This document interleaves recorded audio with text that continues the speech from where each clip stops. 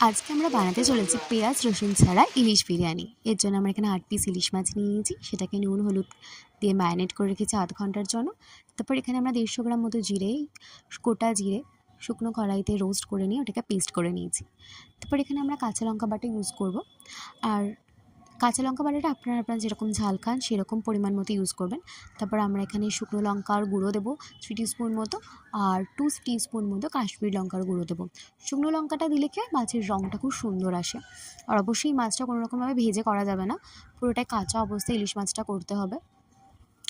আর আমরা এখানে একটু সর্ষের তেল ইউজ করেছি।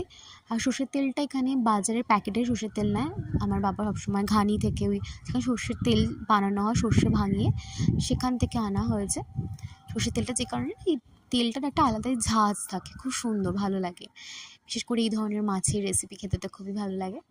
আর মাছগুলোকে খুব সুন্দর করে মাখিয়ে নিতে হবে যাতে প্রত্যেকটা